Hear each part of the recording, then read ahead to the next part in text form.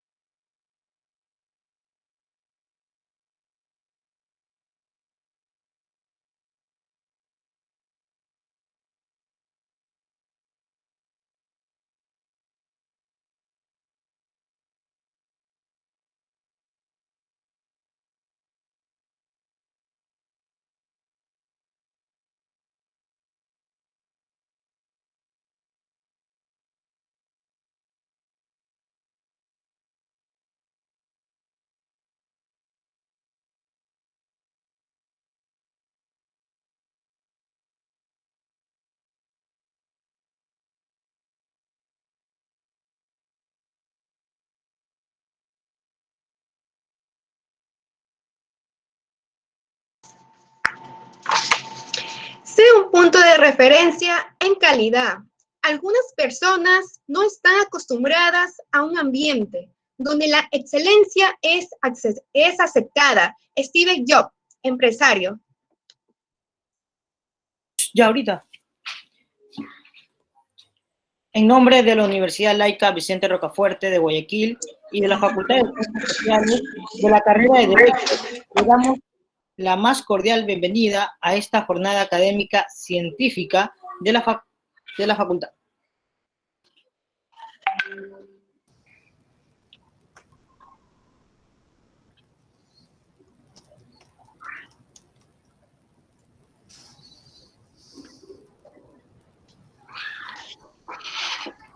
Buenas noches con todos los presentes. Tenemos el honor de contar con la presencia de la abogada Inés Manzado Díaz, máster en Innovación y Emprendimiento, abogada de la Universidad Católica Santiago de Guayaquil, especializada en Derecho Ambiental en la Universidad Internacional de Andalucía y la Universidad de Alicante. Doctorado, etapa de suficiencia investigativa 2000 y 2004. Especialidades en el ID, Administración de Empresas 2014 y Gobernanzas y Liderazgo Político 2017. Ha realizado diplomados sobre liderazgo político en la Escuela Kennedy de Harvard University. Consultora de la NNU para el municipio de Guayaquil, fue subsecretaria de Calidad Ambiental del Ministerio del Ambiente, ministra del Ambiente encargada en el gobierno del presidente Gustavo Noboa, 2001-2003. Autora del texto unificado de legislación secundaria del Ministerio del Ambiente, entre otras normas legales ambientales. Ex candidata a la vicepresidencia de la República 2013, gerente general del Estudio Jurídico Manzado, creando la primera área legal especializada en ambiente del Ecuador. Editorialista invitada en el diario El Universo, Hoy, La Hora, Extra, Vistazo, Ediciones Legales. Editorialista del diario Expreso desde agosto del 2019 y Radio Visión desde enero del 2020. Fue profesora de Derecho Ambiental en la UES, Universidad Católica Santiago de Guayaquil. Es profesora de Derecho Ambiental en la Maestría de Derecho Penal de la Universidad de la SUAY.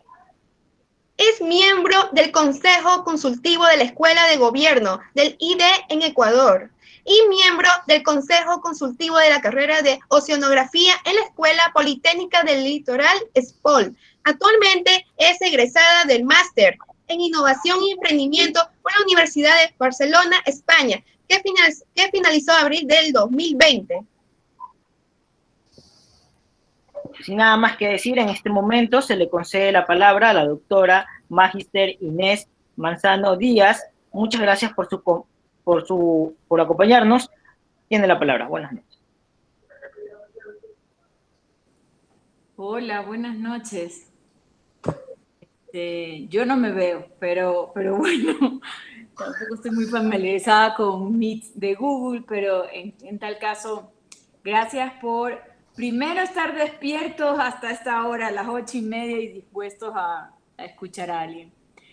Y segundo, por el interés, porque realmente los temas ambientales siempre han sido temas que están como postergados, ¿no? Y creo que justamente en la pandemia lo que más ha pasado es lo contrario. No sé si estoy haciendo lo correcto, pero ya, bueno, ya, ahí estoy.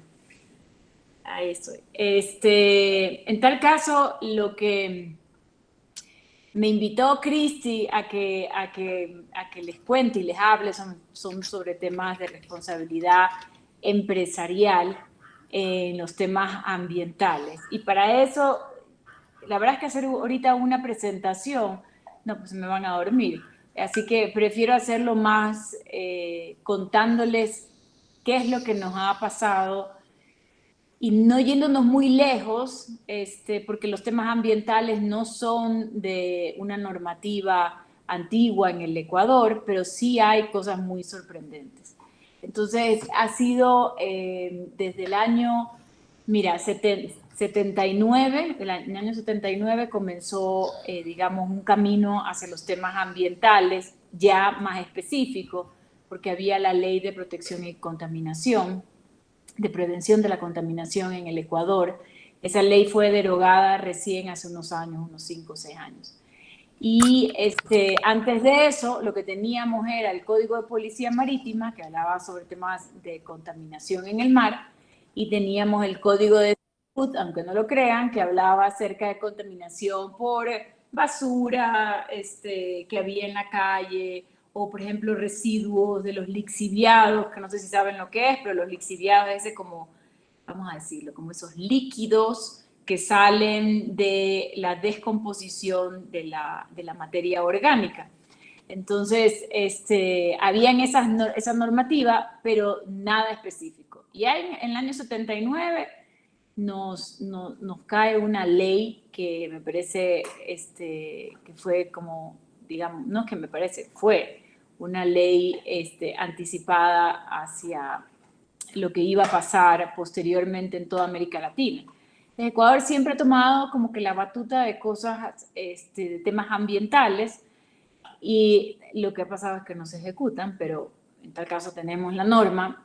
Y de ahí tenemos una norma interesantísima que es del año 81, que es la ley para las áreas protegidas y la vida silvestre. Esa ley está derogada desde el año 2017, cuando salió el nuevo Código Orgánico, pero imagínense, sobrevivió mucho tiempo, o sea, hasta el 81 hasta el 2017. Y esa ley tiene una particularidad, primero porque es específica, pero nosotros que somos de la costa, que me imagino que todos somos de la costa, yo vivo en Quito, por eso que me ven abrigadita, pero los que somos de la costa, el manglar nos es parte nuestra de verlo todos los días, si estamos en Guayaquil, pero que nos gustan los cangrejos, pues vienen de este ecosistema del manglar. Y esta ley hace algo increíble, que es decir, voy a proteger, dice que se protegía, y era el artículo 1, se protegía cualquier arbolito de manglar, no importaba que no estés en un bosque de manglar. El mangle que estaba, pobrecito, ahí huérfano y perdido, ese mangle estaba protegido. Y eso se debió a que hubo mucha tala del manglar, y los manglares cumplen unas funciones increíbles, y en el caso de Guayaquil mucho más, o de la costa mucho más, porque te ayudan a embatir la fuerza del mar o fenómenos climáticos, y por eso es relevante, aparte de que es casi como el cunero de la biodiversidad. Entonces, eso fue el 81. Desde ahí viene una ley que ya se puso mejor la cosa, y en el año 94 no era ley, era un decreto ejecutivo que saca y que se sobrevive, se llama Políticas del Medio Ambiente en el Ecuador. Esas políticas de medio ambiente, si no la han leído, tienen que leerla, donde las pueden ubicar, por eso salió en un decreto ejecutivo del año 94, pero cuando yo estuve en el Ministerio del Ambiente, yo la cogí y la puse en el texto unificado de legislación secundaria del Ministerio del Ambiente. Y la van a encontrar en el primer título, ahí están las políticas. ¿Por qué es relevante lo que les digo? Porque en el año 94 comenzamos a tener normativa empresarial ambiental, y de eso se trata este conversatorio. Y esa normativa empresarial ambiental prácticamente decía, por ejemplo, que debía tener evaluaciones de impacto ambiental, que debía haber participación, que se determinaba cuáles eran las zonas geográficas de pobreza y por lo tanto de mayor cuidado ambiental, porque si no resuelves la pobreza, nunca vas a resolver los temas ambientales presentes. Cuáles eran las actividades más relevantes en cuanto a impactos ambientales, también cuál era la posición que tenía el Ecuador frente, por ejemplo, a empresas extranjeras, multinacionales, que se asientan en el Ecuador. Ahí, imagínense cualquiera que ustedes conozcan, pues no, una empresa que saben que funciona en el exterior, pero que viene al Ecuador.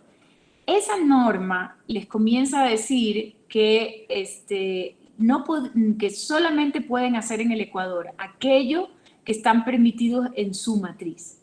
Y eso cambia el panorama, porque lo que les está diciendo es, aquí no puedes venir a contaminar.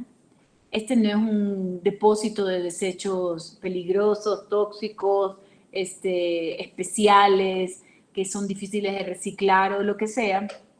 Y ahí comienza, digamos, este camino hacia los temas de responsabilidad empresarial. Y en ese año 94 ocurren también muchas cosas al mismo tiempo en las convenciones internacionales. Entonces, nunca pierdan la oportunidad de saber qué pasa a nivel internacional, porque en el Ecuador lo que hacemos es traspasar esas normas a nuestra legislación. Entonces, por ejemplo, teníamos la Convención de Biodiversidad, hemos tenido convenciones relevantes como la de Cambio Climático de Naciones Unidas, entre otras más. Y después, 5 años después de este decreto ejecutivo con estas políticas, se expide una ley que es la Ley de Gestión Ambiental. Y esa en verdad vino a patear el tablero.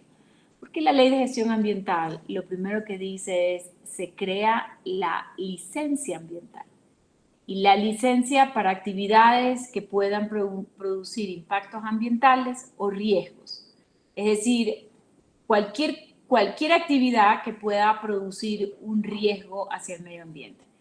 Si tú la ves así, todas las actividades, inclusive la que estamos nosotros aquí, tienen un impacto con el medio ambiente, porque al final del día estamos utilizando energía eléctrica, o estamos tal vez utilizando en un espacio en el que no se utiliza comúnmente, o sea, estamos consumiendo más. Bueno, el tema de la computadora, los cables que necesitamos para comunicarnos, la fibra óptica, todo eso requiere materiales que vienen de los recursos naturales y por ende hay un impacto ambiental. Entonces la ley hablaba de esto, crea la licencia, entre 1000 cosas más que creó, como la participación ciudadana como un mecanismo, pero luego de eso viene la parte interesante, que es cuando comenzamos a regular lo que decía esta ley.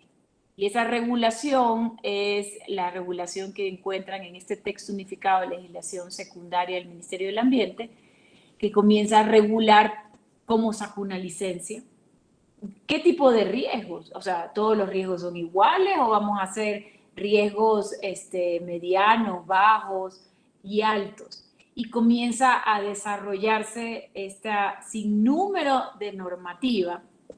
Y cuando pensábamos que lo habíamos visto todo, llega la Constitución del 2008 y esa Constitución ya puso, digamos, como le dicen los chilenos, la guinda al pastel, que es haber logrado que se reconozcan derechos a la naturaleza. No que yo particularmente esté a favor, pero ese es el hecho y eso lo tenemos en nuestro derecho. Así que eso está como algo, como una primicia a nivel internacional. Otras cosas que pasaban era que se declaran todas las acciones legales ambientales, todas, absolutamente todas las que tengamos, se las declara imprescriptibles. Es decir, pueden haber contaminado hace 10 años o 20 años y yo recién lo descubro y no prescribe. Cuando yo les digo esto es porque otra vez nos enfrentamos a la responsabilidad empresarial. Porque si esto es imprescriptible, pues obviamente pues yo tengo que hacer lo mejor que puedo durante todo el trayecto de mi actividad productiva. Aparte de eso, y justo, o sea, antes de la Constitución en el 2000, hubo una reforma al COIP, al Código, bueno, no se llamaba COIP, sino al Código Penal. Y esa reforma al Código Penal lo que hablaba era que no, o sea, que había delitos ambientales a ciertos recursos naturales o con ciertos comportamientos. Los funcionarios públicos también que estaban en la gestión ambiental estaba tipificado un delito para ellos. Entonces, en el 2008, realmente, digamos, cuando dicen imprescriptible, pues, y hay un delito penal, se imaginarán el apuro que pone a las empresas que no estaban acostumbradas. En el año 2010, o sea, 2 años después de la Constitución, hay no se saben, pero el INEC hace como cada 10 años el mega censo poblacional. Y en el 2010 fue el último, porque nos debería haber tocado ahora en el 2020. Y ese censo, lo que ocurrió fue que también aprovecharon, perdón, tengo 6 perros, entonces por aquí andan en actividad. Bueno, el censo del año 2010 se aprovechó también para preguntar sobre las industrias y sobre cómo enfrenta la industria estos requisitos de tener alguna autorización ambiental. Llámese lo que sea, licencia, registro o certificado ambiental. O si han presentado, o sea, si tienen responsabilidades y obligaciones que están cumpliendo de acuerdo a la ley. Se asombrarán, el 84% de las empresas no tienen estas autorizaciones ambientales. Y eso obviamente termina como siendo algo que impacta muchísimo en el resultado de que durante años posterior al 2010 se ha tratado de tener una legislación que hace que haya responsabilidad en las empresas hacia los temas ambientales y el resultado en la data que teníamos era esto. No se ha vuelto a hacer un cuestionario, o sea, preguntas o encuestas al respecto, pero se han hecho, por ejemplo, de temas como el tema de los desechos, el reciclaje, y todavía se ve que falta muchísimo. El 70% de los ecuatorianos no recicla, creo que era 77% de los ecuatorianos. Entonces, ahí te das cuenta que también es un tema generalizado. Y ahora, con lo del 2008, pues nos ponían imprescriptibilidad de las acciones legales, nos ponían los derechos de la naturaleza, nos decían, por ejemplo, algo interesante que era que se podían poner medidas cautelares para cualquier indicio que uno tenga sobre algún impacto ambiental que puede producirse. Entonces, y eso lo puede utilizar, porque está constitucionalmente, lo puede utilizar cualquier fiscal, cualquier juez, cualquier comisario, cualquier autoridad pública que tenga, obviamente, un poder sobre temas coercitivos o que pueda hacer procesos administrativos. Entonces, eso hace que también uno tiene que replantearse, o sea, ¿cómo me vas a poner unas medidas cautelares si no están acostumbrados en los temas ambientales? Y ahí nace constitucionalmente 2 principios, el principio de prevención y el principio de precaución. Son 2 principios, a mí me encantan, o sea, son los 2 principios primordiales en el derecho ambiental. El uno te dice que cuando no tengas certeza científica del daño ambiental, y así está en la Constitución, entonces tú puedes pedir estas medidas cautelatorias que vendría a ser el principio de prevención. Y la diferencia con el principio de precaución es cuando, las medidas cautelares con principio de precaución.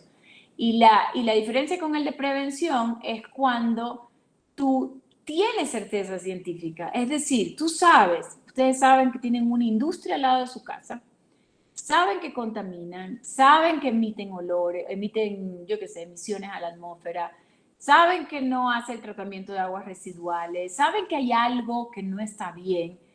Entonces, esa actividad, por ejemplo, una actividad de una industria empacadora de camarón, ya, que tiene que desvenar el camarón, eso significa sangre, y la sangre es un componente altamente, digamos, un componente altamente orgánico, y puede, si no la tratas esa agua, pues va a tener problemas el cuerpo de agua que la reciba. Entonces, si sabes que estas actividades, pues, como empacadoras de camarón, tienen esta probabilidad de hacer un impacto ambiental, el principio de precaución, el principio de prevención, lo que te dice, si tengo la certeza científica, que la tengo, porque sé que esa actividad hace eso, entonces tú también puedes pedir medidas precautelatorias y puedes pedir que haya una intervención para que les exijan que tengan ciertas medidas antes de iniciar su actividad o mientras está en la actividad. Entonces, eso también es importantísimo. Y el otro, que parece como un cóctel molotov, pero el otro tema constitucional importante es la reversión de la carga de la prueba. Es decir, no existe presunción de inocencia en temas ambientales, sino que se presume que eres responsable y que tienes que probar que no lo has hecho. Y esa responsabilidad objetiva, esa la tienes que probar, por ejemplo, teniendo todas tus cosas, si fuera en la industria, en orden, tus monitoreos en orden, sabiendo dónde hay descargas, qué punto hay que mejorar, etc. Y esa responsabilidad objetiva hoy en día cada vez es más relevante para las empresas. Porque cualquiera puede ir, hacer una denuncia en la fiscalía y decir el señor contamina, hago reconocimiento de mi firma, me doy la media vuelta y me voy. Porque los delitos ambientales son de acción pública, entonces cualquiera puede hacerlo y lo tiene que seguir el fiscal, ¿no? En tal caso, eso significa la muerte, pues, para una empresa, porque es una responsabilidad que cae desde el más alto ejecutivo y no solamente el operario que tal vez lo hizo mal. Entonces, por eso es que les cuento todo esto para que vean cómo esta responsabilidad empresarial está latente, la tenemos, o sea, está ahí. Y lo que pasa es que muchas veces, como les decía yo, con estas encuestas que tenemos del INE, nos damos cuenta que no todo el mundo lo tiene muy claro. Entonces, ese es como, digamos, el universo. Después vienen hay muchísimas normas, ¿no?, que salen de los temas ambientales, como para ir haciendo como más detalle. Tenemos ahora, en vez de la ley de gestión ambiental, está la ley del Código Orgánico Ambiental y tiene su propio reglamento. Está la ley de pesca nueva que acaba de salir ahora en la mitad de la pandemia, si no me acuerdo, creo que fue julio o agosto, no estoy tan segura, pero también tiene un impacto alto ambiental. Para quienes nos gustan los temas de conservación de la biodiversidad marina, pues es hiper relevante. Y ahí hace mucho énfasis también en el sector empresarial que está dentro de la pesca, ¿no? Entonces eso hace que como que le vamos cerrando el cerco a las actividades empresariales de una manera general, pero también hay ciertas normas específicas. La última, que yo creo que es una de las más relevantes que vamos a tener, es la que acaba de ser aprobada el 4 de noviembre por la Asamblea y que está en el Ejecutivo. Acuérdense que el Ejecutivo es el colegislador. donde está o sea, ya está aprobada por la Asamblea la ley que regulariza los plásticos de un solo uso.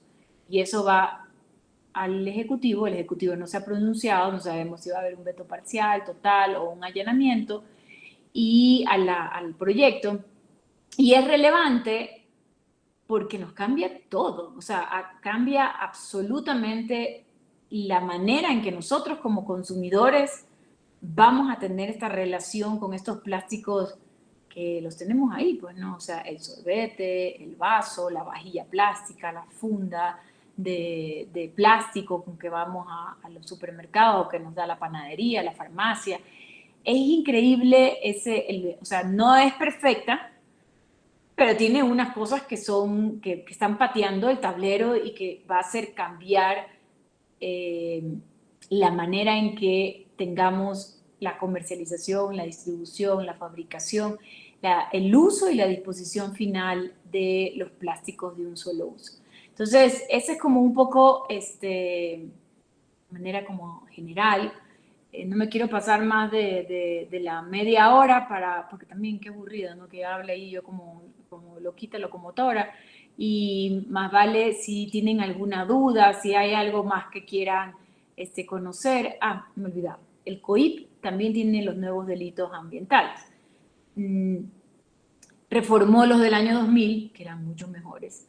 Y ahora hay delitos ambientales también del COIP que digamos que es bueno o malo. Yo voy a decir la parte que no me gusta. No me gusta que si alguien contamina, por ejemplo, un cuerpo de agua, pero el que contamina es un taller y la misma contaminación hace, por ejemplo, una empresa multinacional grande, las contaminaciones son las mismas, pero por el ingreso económico de esta, o sea del taller o sea de la multinacional, me juzgas diferente.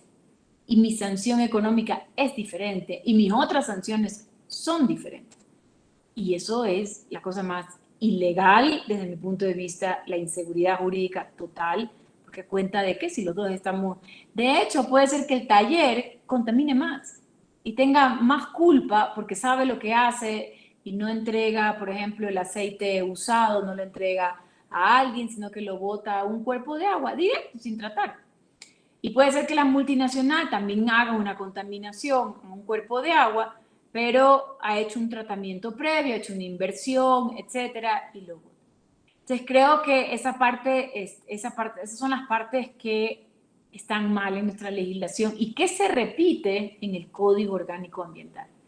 En la parte de las infracciones, bueno, las infracciones no, pero en la parte de las sanciones, ustedes pueden ver que pues están categorizadas A, B, C o D, dependiendo del ingreso económico y dependiendo de eso tienes la multa. Pero yo puedo haber contaminado peor que una empresa y realmente voy a tener ese impacto, digamos, diferenciado. Eso como para que vean que la verdad es que tenemos bastantísimas normas. No se olviden de las convenciones internacionales que a las finales sí le han dado una marcada diferencia al derecho ambiental, pero adicionalmente como no están en contraposición con nuestra Constitución, aunque es una ley supranacional, de acuerdo a la Constitución, el 400 algo, 16 o 20, está la prelación y te dice que están por debajo las convenciones, siempre y cuando no estén en contra de la Constitución. Pero como nuestra Constitución es garantista y adicionalmente sí tiene temas verdes, entonces eso hace que haya, digamos, somos más bondadosos de aceptar casi todas las convenciones que se suscriben por parte del Ecuador. Y son algunas, no las voy a nombrar ahorita, pero tenemos siquiera una centena de normativa internacional ambiental. Y con esto me pauso, por si acaso quieran, no sé quién está moderando, no sé si es la Cristi, no sé si es que quieran hacerme alguna pregunta, ir encaminando hacia otra parte. Luego de la intervención de la abogada Inés Manzado, se abre la plenaria de preguntas. Pueden abrir sus micrófonos y decirle las preguntas que tienen para que la abogada Inés pueda contestarlas. Gracias.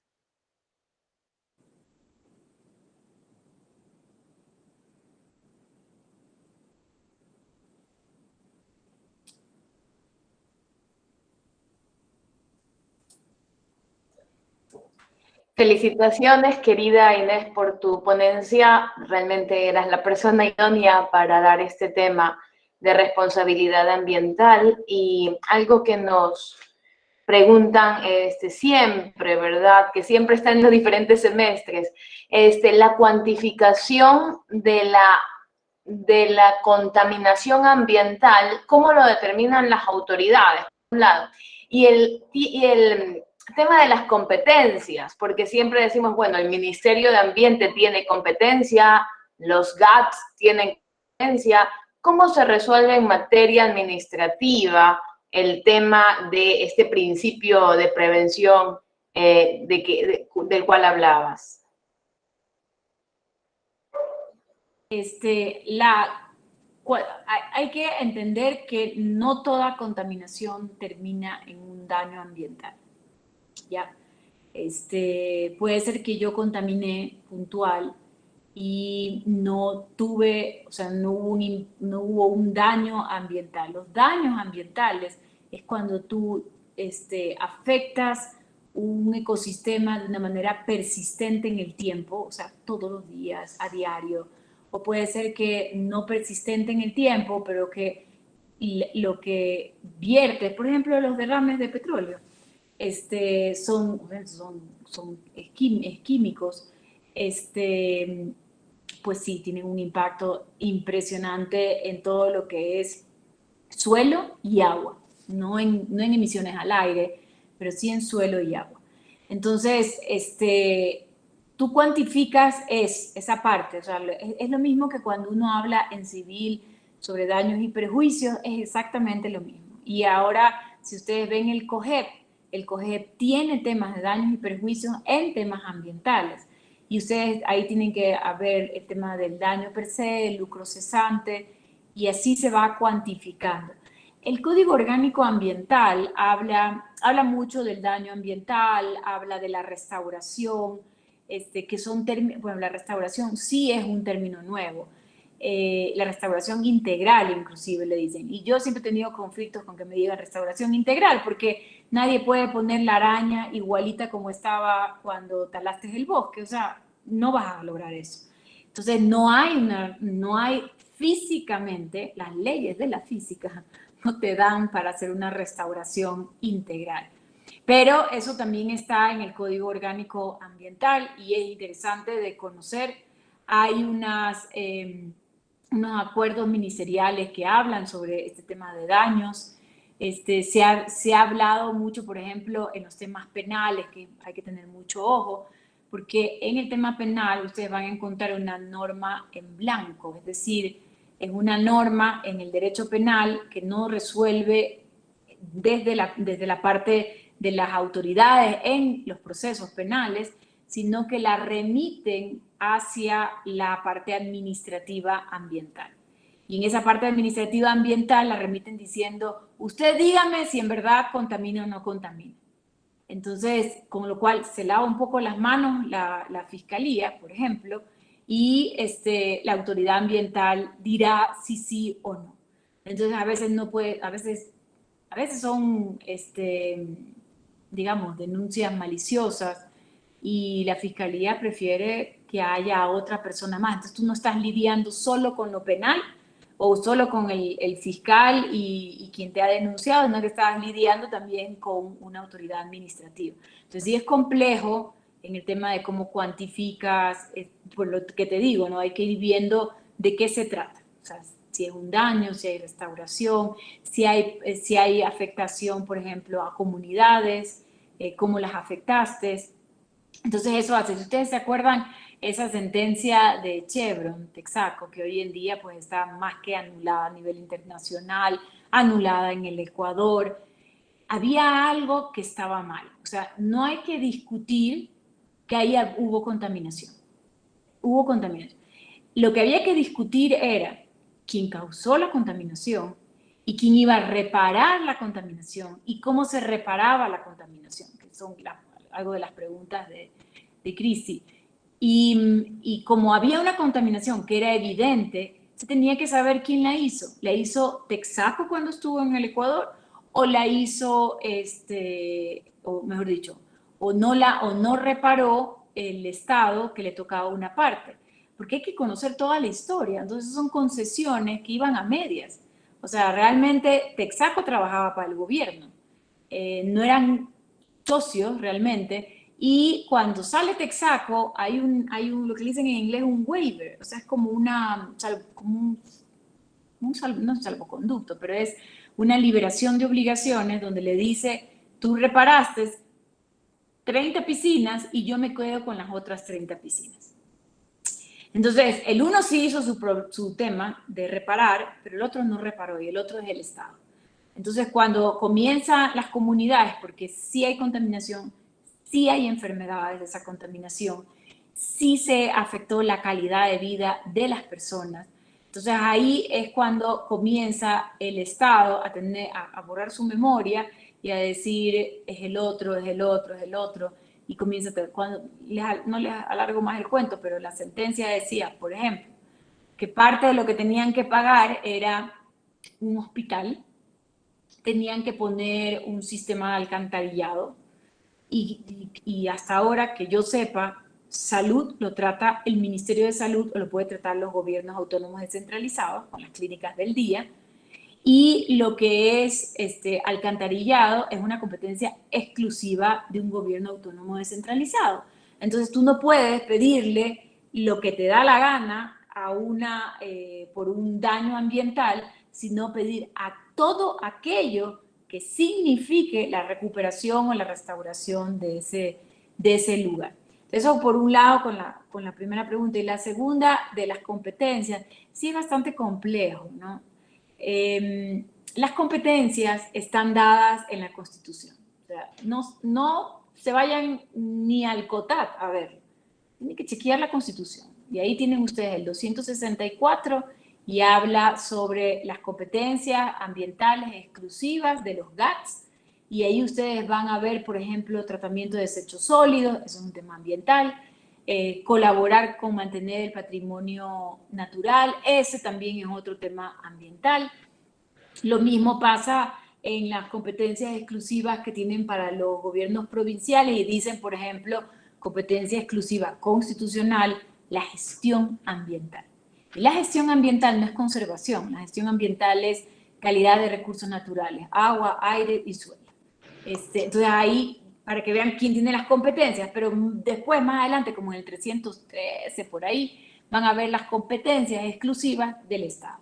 Y ahí se asumen esas competencias exclusivas del Estado, el tema de biodiversidad, el tema de nuestro patrimonio genético, el tema de conservación, de temas de áreas protegidas, y ahí es cuando ustedes tienen que darle la forma, quién es quién en la parte ambiental, y no confundirse. Si una normativa, así sea código orgánico, dice algo diferente a eso, es que sencillamente no vale, porque ahí está bien claro. Entonces, esas son como las competencias que uno tiene que conocer bien. Y ya luego, efectivamente, el código orgánico rescata las competencias y habla, y de hecho en la Constitución hay un artículo que es el 415, que le da otra competencia adicional a los municipios, que es al ser ciclorrutas, que es chistosísimo porque está en la Constitución, eso sí, no hay ninguna, y le da también la obligación o la competencia de todo lo que es reciclaje. Entonces, cuando te la dan así, te la dan pero ahí, o sea, cualquier cosa que diga el municipio y que se hagan los locos, pues no sirve de nada, porque ahí está dada. Y después, como les decía yo, viene ya el COTAD y las ordenanzas que desarrollan todas esas competencias. Ahora, ¿dónde hay temas importantes de competencias ambientales? En el tema de agua. En el tema de agua, ahí es cuando hay como que traslape uno encima del otro, la Policía Marítima por un lado, o la DIRNEA, que es la de Espacio que está ahora en vez de la DIGMER, está por un lado los GATS, están a otro lado los gobiernos provinciales. Yo he visto personalmente gobiernos autónomos descentralizados que dicen, es que no es mi competencia. Le digo, pero es que sale la contaminación de tu cantón, que va y cae en un cuerpo de agua, y tu competencia efectivamente no será el agua, pero es justo antes de que se hagan las descargas. Pero esas son las cosas que tú escuchas por ignorancia, sencillamente por ignorancia. Y hay una instancia importante que se crea, que es el Consejo Nacional de Competencias. Entonces, no es que yo, si quiero dar licencias ambientales, yo decido darlas, no. Yo tengo que pasar, este Consejo Nacional de Competencias detalla cada actividad de competencias de parte de las cosas de gestión ambiental y tú obviamente tienes que hacer como un acuerdo y decir que vas a tener X, Y, Z cosas, entre esas cosas un comisario para temas ambientales, una dirección de ambiente equipada para poder cumplir con esas. Entonces, y olvídense de que no es que hay traspaso, así como hay traspaso de competencias, va a haber traspaso de recursos, eso no existe. Y las competencias ambientales también son los dragados, o sea, los ríos, o sea, ahí se traslapa, por eso les digo, en los temas de agua es donde más sensibilidad vamos a encontrar de quién hace qué. Pero desde mi punto de vista todo está limitado, o sea, todo está delineado, hay corresponsabilidad, la ley de recursos hídricos que es muy buena, es decir, es una ley que suplanta la ley de aguas anterior y que, digamos, eleva un poco más la parte técnica, eleva mucho la información y hay mucha coordinación con el Ministerio de Ambiente. En esa época, cuando sale la ley de recursos hídricos, Senagua era una institución aparte y el Ministerio del Ambiente era una institución aparte. Hoy en día son uno solo. Entonces, el Ministerio al final del día tiene dos grandes normas que cumplir, el Código Orgánico Ambiental y la Ley de Recursos Hídricos. A continuación le damos pasos al doctor Pérez. Muchas gracias a todos los presentes, a la ponente. Pienso que esto es una magnífica actividad y además una magnífica oportunidad. Yo quiero comenzar primero con algo que quiero decir. Para los que tenemos ya algunos añitos o para los que hemos estado investigando en los últimos tiempos porque nos interesa el tema del medio ambiente, sabemos que en temas de medio ambiente hay un antes y un después a la cumbre de Río del día 12 de junio de 1992. Estamos hablando de hace 28 años cuando muchos de ustedes no habían nacido. Y allí en esa cumbre sobre el medio ambiente de las Naciones Unidas en Río de Janeiro, uno de los dignatarios que habló decía que había una especie biológica que estaba en riesgo de desaparecer, dada la progresiva liquidación de las condiciones naturales de la vida, y ese era el hombre. Y a veces no nos ponemos a reflexionar y a pensar todos los daños que hace el medio ambiente o todo lo que le hacemos, perdón, al medio ambiente diario a diario. Y es cierto lo que dice la ponente, de que puede haber muchas legislaciones, de que se ha trabajado, de que en los últimos años nuestro país ha tratado de buscar todas las formas posibles para incluido en el COIC, en las normativas de los municipios, en los GAC, pero tenemos un gran problema y eso es lo que a lo que quería referirme, es a la conciencia de cada uno de nosotros, a lo que aun cuando esté escrito no cumplimos y aun aquellos que dictan las normas tampoco exigen que las cumplan. Y sobre ese parecer es que quería expresar mi criterio y entonces preguntarle a la expositora que qué piensa de todo ello. ¿Qué piensa de la ejecución y cumplimiento de toda esa normativa que ciertamente está, ciertamente todos los días la fomentamos y tratamos de desarrollarla, pero en definitiva no la cumplimos? Y a veces de lo más mínimo pensamos que dejar una llave abierta y botando agua, el agua la pago yo y ese es mi problema. No, eso es hacerle daño al medio ambiente. Y a veces eso es lo más insignificante, pero es lo que en el futuro nos va a traer serios problemas, porque en el mundo hay serios problemas con el agua. Entonces, eso es lo que quería reflexionar y a la vez preguntar a la ponente después de felicitarla como hice al principio. Muchas gracias. Gracias. Y gracias por la pregunta, porque uno se vuelve tan técnica, tan ocupada para hablar, perdemos de la esencia humana, ¿no? De estos temas, que realmente es bien lo ha puntualizado. O sea, bien dicen que, si ustedes no sé si han visto las fotos de Chernobyl, no sé si saben lo que fue un accidente que pasó hace tal vez 30 años o más, en el cual eran desechos radioactivos y toda una ciudad fue al traste, y obviamente la gente que habitaba. Si ustedes ven hoy en día las fotos de Chernobyl, se ha recuperado la naturaleza, o sea, está por encima de los edificios, es algo increíble. Y eso es lo que nos debe de hacer ver que nosotros somos mucho más frágiles que los ecosistemas, o sea, muchísimo más frágiles. Si bien es cierto, tenemos una injerencia tan fuerte en quebrar ecosistemas, ¿no?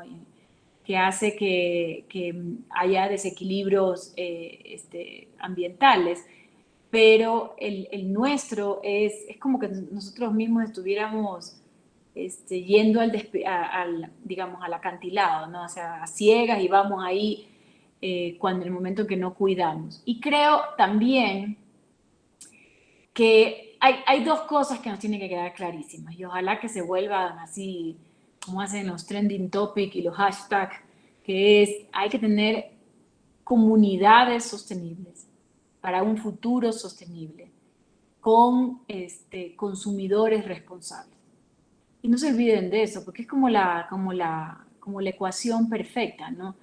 Y comienza por nosotros mismos. Miren, una acción, un hito, nosotros hagamos, que nos pongamos como objetivo durante todo un año, todos los días, y somos 17 millones de habitantes, y de los 17, 8 millones más o menos son jóvenes, entonces, porque el Ecuador es un país de jóvenes. Si nosotros tenemos ese impacto de 17 millones de habitantes todos los días, digamos que fuera los problemas ambientales del Ecuador que existen. Nosotros no tenemos una injerencia sobre el cambio climático relevante como puede tener China, o como puede tener Europa o Estados Unidos, o Japón, o Australia, sin irme más lejos.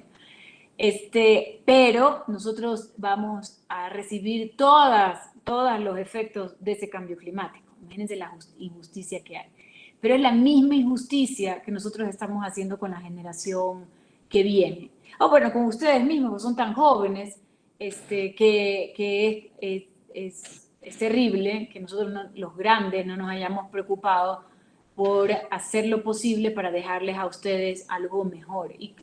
Y algo mejor no significa diferente, sino que con tanta cantidad de gente que hay ahora, los recursos naturales se tratan de mantener como nosotros los disfrutamos. Yo les cuento que mi papá es francés, y cuando él vino de Francia, él siempre me decía, y lo tengo aquí grabado, me decía que él se bañaba en el Estero Salado. Ahí en el puente 5 de junio había lo que se llamaba el American Park o algo así.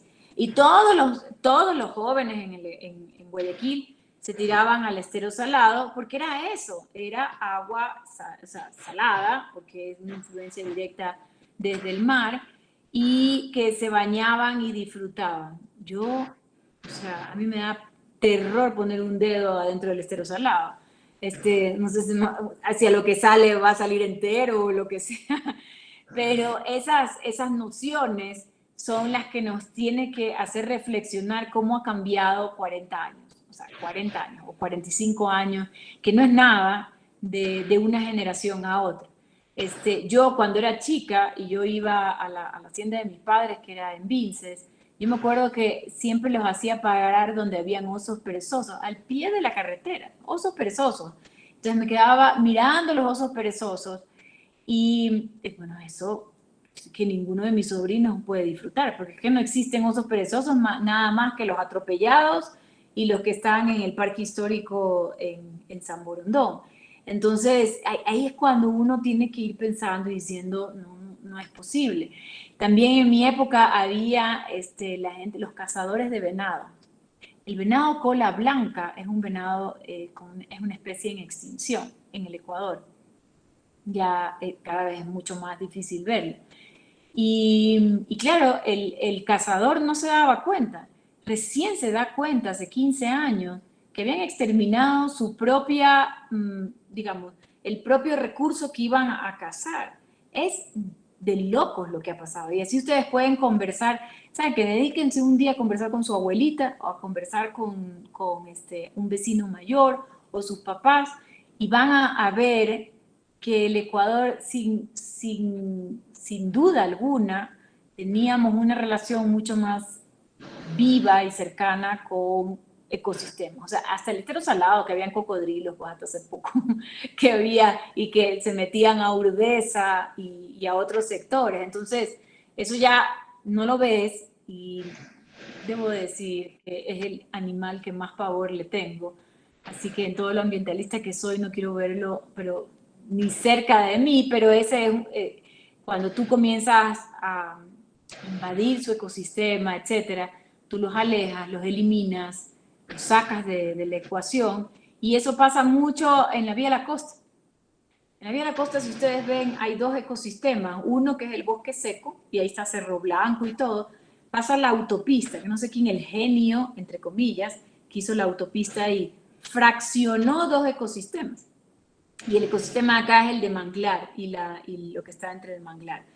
Entonces, los animalitos bajaban usualmente e iban a tomar agua en época de sequía, etc. Y lo mismo, los animales que estaban más en el ecosistema de manglar subían en cierta época del año. Eso se cortó, o sea, sencillamente alguien no pensó en que estábamos cortando dos ecosistemas y hoy en día pues se lo ve mucho más plausible. Entonces, efectivamente, es un tema de actitud, de consumidor, de qué quiero hacer, a dónde quiero ir, cómo va a ser mi relación con los temas que afectan al ambiente, si es el agua, si es la luz, si es los plásticos, si es inclusive, no sé, pues utilizar el transporte público o el taxi, o el carro para 5 cuadras. Yo antes caminaba, ahora no caminamos. Claro, también hay temas de inseguridad, pero creo que es un tema personal. Y espero que la pandemia les haya dado esa oportunidad de pensar, porque esta es única, o sea, no va a haber otra oportunidad como la que hemos tenido para repensarnos y replantearnos mi actitud ante no solo el planeta, sino la sociedad y el futuro. A continuación se le da paso a la decana Patricia Jurado. Gracias.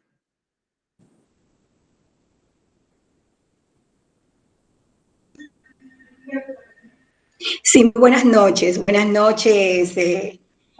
estimada ponente.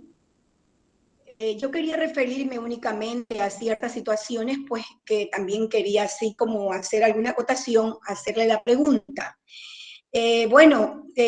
Existía la llamada DICMER, que ahora se convirtió en la DIRNEA, que son los encargados de la vigilancia, la regulación de las áreas víctimas.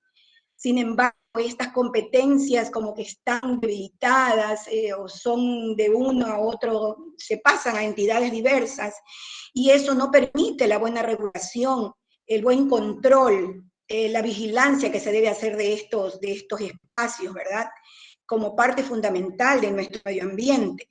Entonces, ellos no miden en realidad las consecuencias que se pueden dar con esta situación, con esta escasa, podríamos decir, no sé qué criterio tenga usted, de la vigilancia que se debe hacer en estos espacios acuáticos, que es como uno de los problemas graves que tiene el Ecuador. La verdad es que es importante y la DIRNEA pocas personas conocen qué hace. Y acuérdense que antes cuando era la DIGMER, ellos tenían las competencias de playas y bahías. Es decir, eran las que regulaban las zonas de playa y bahía. Y estaba bien que las regulen, porque son las que saben técnicamente hasta dónde llega la más alta marea y de ahí no podías hacer construcciones hasta X cantidad. Se ha confundido muchísimo lo que hacen ellos cuando salió la Secretaría Nacional de Riesgo. Entonces comenzó a regular en zonas que eran de ellos, por ejemplo, en las bermas de playa. Las bermas de playa son la parte seca, digamos, de la arena. Y complementa, sí, pero a la final es lo que nos pasa, que no sabemos a quién le pedimos qué cosa. Y en los espacios acuáticos, por ejemplo, en control y vigilancia, ellos son los llamados, no hay nadie más, son ellos. Y ellos son los llamados desde el Código de Policía Marítima, donde comienzan, digamos, a ser regulados, también en todo lo que es muelles, puertos, y creo que nos ha quedado debiendo porque al ir cambiándose las instituciones, acuérdense que ahora ellos son parte de un ministerio que se llama de Transportes y Espacios Acuáticos o algo así. Y al mismo tiempo tienen otras instituciones que hacen parecido a eso, y a la verdad es que no tenemos claridad. Era súper importante. De hecho, yo no sé si sabían, pero cuando uno hacía un traspaso de una propiedad a otra persona que tenía, por ejemplo, zonas de playa y bahía, no podía, el traspaso era nulo, o sea, la compra-venta se consideraba nulo si es que tú no ponías los informes de la DIGMER, en esa época, hoy DIRNEA, en el que te delimitaba las zonas de playa y bahía, para los muelles, lo que le dicen los espigones, las escolleras, o sea, para toda esa parte que al final sí son relevantes porque son las que tratan de proteger la infraestructura, pero adicionalmente tratan de regular espacios que son públicos y que no estaban asignados a nadie. Entonces el Estado decía, se lo asignó a esta persona, y las capitanías del puerto comenzaban a actuar con la DIGME. Ya hoy en día ese requisito no existe. Y eso ha hecho que, si ustedes ven la composición del crecimiento de los ecosistemas de la costa, ustedes van a ver que una casa está casi que al pie del mar, pues, ¿no? La otra está donde debería de estar, la otra está en la mitad. Y eso tienen efectos colaterales negativos, que es lo mismo que hacer un mal espigón, en el cual tú desvías corrientes y con el cual cambias todo el perfil costero. Y eso lo podemos ver, yo me acuerdo que hace años, chéquenselo en el diario El Universo, porque fue interesantísimo, cómo los espigones que hizo el Yacht Club de Salinas en la punta, porque esa es otra, mi papá decía que habían tiburones ahí al pie, cazones, tiburones al pie, y que al hacer estos espigones, lo que hicieron fue cambiar el perfil costero. Entonces, en la zona justamente de la Capitanía de Puerto en Salinas, ustedes van a ver que es más hondo, está más comida la playa, y esos son los efectos a largo plazo que la gente no le para bola, pero en verdad eso es lo que ha sucedido. Entonces, mire, Patricia, yo creo que son esas instituciones que hay que rescatar, porque son las que nos dieron credibilidad en un momento, la credibilidad necesaria, donde no llegaba ni un juez, ni un ministro, ni un otro funcionario alto del Estado, y era la DIRNEA, en este caso, antes DIGMER, la que llegaba a solucionar los temas, y es súper relevante, es tan relevante como tener el comisario del pueblito, o tener, digamos, el médico del pueblo. Así de relevante era el tema de la policía, bueno, en este caso de la DIRNEA, y es gente bien capacitada, porque acuérdense que ellos son de la Armada, ellos no son unas personas ahí nomasito, son gente con mucha formación es formación, digamos, técnica, importante. A mí, es una de las instituciones con las cuales me ha encantado trabajar, pero por la parte de su personal, y que lamentablemente he visto que ha sido disminuida, pero a la mínima expresión en los últimos años. Por último, en representación de los estudiantes, se le concede la palabra a Samantha León.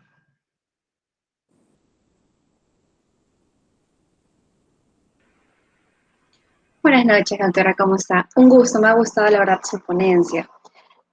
Personalmente le quería solicitar que si usted me puede diferenciar más práctico el uso de suelo y la licencia ambiental, y también si es factible, en vez de crear, establecer o tipificar los delitos en el código, se pueda crear una responsabilidad compartida entre el GAP que otorga la licencia, entre la entidad que la solicita y el tercero. Al tercero me refiero, porque tengo entendido, lo que poco conozco, cuando usted saca de esto para una licencia ambiental para una gasolinera, tiene que estar previamente un informe emitido por hidrocarburos. Entonces, si se podría incrementar una responsabilidad compartida entre ellos. Y de esta forma también se evita tipos de corrupción. En cambio, si, por ejemplo, la empresa infringe o comete una infracción ambiental, tanto el GAP, quien otorga licencia, como el tercero, tienen que compartir la responsabilidad. El año 98, en la constitución anterior a la del 2008, existía la responsabilidad solidaria entre el concesionario en el que otorga y el que recibe. Porque claro, son recursos naturales, o sea que vas a afectar, entonces tú lo que haces es, yo como administrador de esos recursos naturales, administrador público, yo no solamente es entregar la licencia y listo, y allá él, sino que yo tengo también ese halo de responsabilidad, y existía. En la del 2008 la quitaron. No se trata de responsabilidad solidaria, sino que dice que es una responsabilidad que va en el momento en que la empresa responsable o la persona natural responsable no actúa. Entonces es una responsabilidad que viene, digamos, después del impacto, sin consecuencias para quien otorgó mal la autorización. Adicionalmente a eso, de todas maneras, la Contraloría tiene unas normas que son las normas ambientales, con las cuales ellos revisan cómo es que están dando los procesos de regularización a los usuarios por parte de OGATS o de el Ministerio del Ambiente. Entonces ahí sí tienes, y muchísimos procesos se han abierto por probar que no fueron dados adecuadamente. Entonces ahí tienes a alguien, la parte de la Contraloría, que está supervisando el actuar de las autoridades. Y por el otro lado, yo no soy tan, como se llevan las cosas, yo no soy tan fan de hacer que 1.500 instituciones te vayan dando el ok. Porque de todas maneras hay que ponerse en el tema de que hay un desarrollo productivo que necesitamos. Entonces no es que es darles a ciegas, sino utilizar, por ejemplo, como hay en Alemania, que es un tema de unas declaraciones anticipadas, donde yo digo, yo voy a tener estos impactos, yo voy a hacer esto, se firma, se autoriza y hay un control posterior. Es exactamente lo mismo que hace el SRI. El SRI te chequea al año fiscal, no te chequea antes, chequea al año fiscal. Entonces, después del año fiscal es que tú comienzas a reportar, a decir, yo hice esto, hice lo otro, y puede haber inspecciones aleatorias, etc. Es el mismo sentido que debe de haber si es que tú quieres mejorar el tema de desarrollo productivo, inversión extranjera, y de todas maneras no paralizar los temas de trámites. Porque la realidad es que hay más de 10.000 trámites paralizados. Y cuando te digo 10.000 trámites, están desde las auditorías ambientales, que ya han pasado 6 años y que todavía no las aprueban, y no aprueban las de hace 4 años, no aprueban las de hace 2 años. Entonces, ese coletazo de tramitología no está ayudando al ambiente, para nada. O sea, para nada. Es preferible hacer otra cosa como la que estoy sugiriendo, que ojalá algún día alguien la haga y que tenga un machete. O sea, no cumpliste, tú me dijiste que ibas a cumplir, te doy el hachazo, no el machete. Y por otro lado, las instituciones que tienen a veces, que no están coordinadas, que son lo que le dicen el marco interinstitucional, es decir, yo tengo que hacer esto con el de acá, que es otro ministerio, con el de acá, que es otra cosa. Está comprobado que nadie se hace responsable. Y eso es una vergüenza. Es un poco el punto. O sea, hazte responsable porque estás dando una autorización, pero al atomizar las responsabilidades con diferentes sectores públicos, o sea, instituciones públicas, también como que les quitas, no les quitas, ellos no se hacen responsables de nada y ahí sí hay un problema. Y por el otro lado, como yo les decía, había en el año 2000 unos delitos ambientales que me encantaban. Había uno de estos, justamente, la autoridad pública que dio un permiso y que por ese permiso no vigiló, no controló, no previno, etcétera, y hubo una contaminación, era un delito penal. Entonces, eso lo quitaron. Obviamente, me imagino yo que no les ha de haber gustado para nada, pero iba de acuerdo a esa constitución del 98, donde había esta responsabilidad solidaria. Entonces, ese es un poco lo que pasa ahora, y como está en la Constitución, pues un poco como que se han lavado las manos. Sin embargo, como te digo, sí hay posibilidades de hacer que sean responsables a través del Código Orgánico Administrativo. Entonces, ahí chequea, porque ahí está la clave para todas estas competencias que no se ejecutan debidamente. Muchas gracias. Se cierra el plenario de preguntas. A continuación, entrega el certificado digital a cargo del director de la carrera, el doctor Máster Carlos Manuel Pérez Leiva, Magister. Muchas gracias. Bueno, en esta oportunidad vamos a hacer una entrega de un certificado digital. Vamos a ver si podemos compartirlo aquí, doctora Cristina, que no sé por qué no me sale la presentación.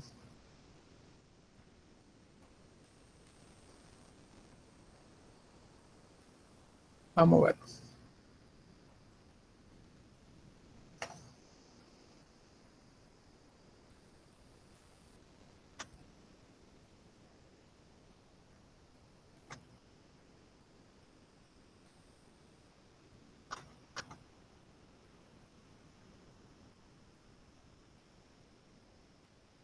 Se está viendo la...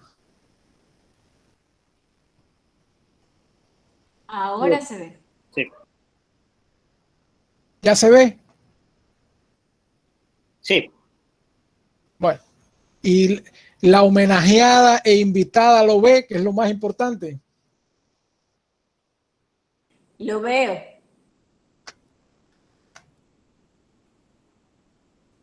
Abogada Inés, ¿ve el reconocimiento?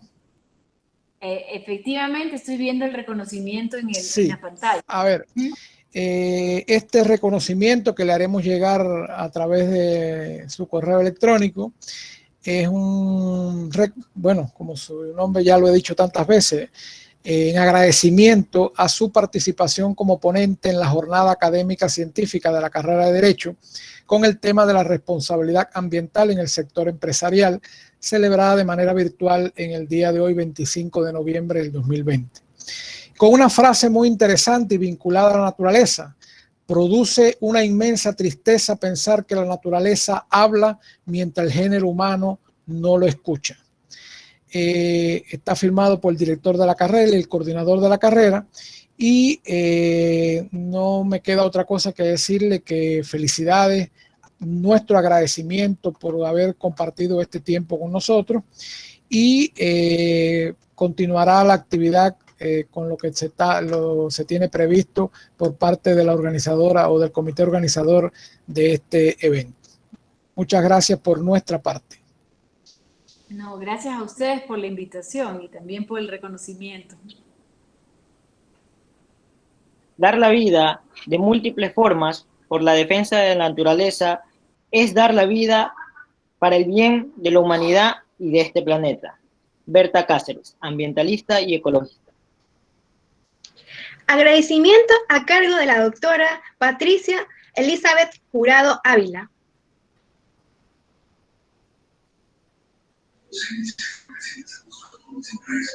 Bueno, nuevamente pues a unirme a este agradecimiento virtual que le hemos hecho hoy, el reconocimiento por medio de ese certificado que es muy valedero. El promover estos ambientes de intercambio, de conocimiento, es el objetivo fundamental de la Facultad de Ciencias Sociales y Derecho de la Universidad Laica Vicente Rocafuerte de Guayaquil. Tenemos ese gran objetivo porque no podemos poner barreras a esta nueva modalidad virtual en la que nos estamos moviendo en los momentos, ¿no? Hemos buscado la forma y la manera de intercambiar y de estar cerca, y este ha sido nuestro gran espacio. Gracias, pues, Máster Inés Manzano, por esta deferencia que ha tenido con nuestros alumnos, nuestros estudiantes de Derecho. Definitivamente aquí se ha hablado de tantas cosas, se ha hablado de impacto, de riesgo, de trabajo, de regulaciones, y eso creo yo que debe estar muy bien plasmado en la memoria de nuestros estudiantes y futuros abogados. Ese compartir suyo con esta experiencia de carácter ambiental, pues, va a tomar una gran decisión de estos estudiantes de cada vez ponerse al tanto y prepararse en estos deberes y obligaciones ambientales que hoy por hoy son tan importantes en el desarrollo del país. Esta jornada académica científica de la responsabilidad ambiental en el sector empresarial es uno de los temas de gran importancia que se ha podido expresar la noche de hoy. Agradezco muchísimo sus conocimientos, su experiencia, ese compartir que ha tenido hoy con nosotros. Gracias, y las puertas de la universidad y la facultad están abiertas, porque esperemos que no sea la primera ni la última vez. Muchas gracias, Máster Inés Manzano. Buenas noches. Buenas noches y gracias a todos ustedes. Y me encantó lo que hace Steven y lo que hace Ángela, todo coordinado. O sea, es lindo porque eso se ve que se han preparado y que es importante también hacer que la universidad haga estas cosas como con una formalidad, ¿no? Aunque la hora no nos da para la formalidad, pero me ha gustado muchísimo y lo felicito a ustedes dos. Y también gracias a la invitación de Cristi, al doctor Pérez y a usted también, Patricia, por esta hora que hemos compartido muy dentro de lo formal, informal, para poner un granito de arena y ojalá de aquí salgan más especialistas en derecho ambiental. Así, debe ser así.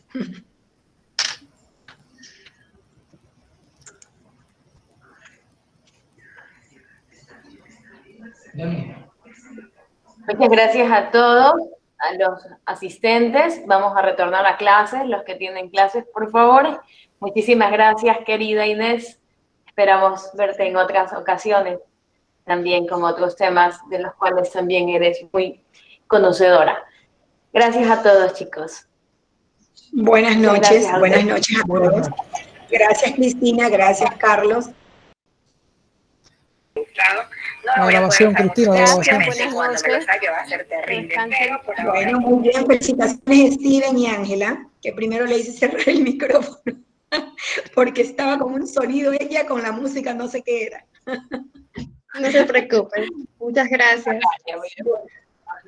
Gracias a todos. Buenas noches. Buenas noches. Nos vemos en clase. Gracias, doctora. La grabación, Cristina.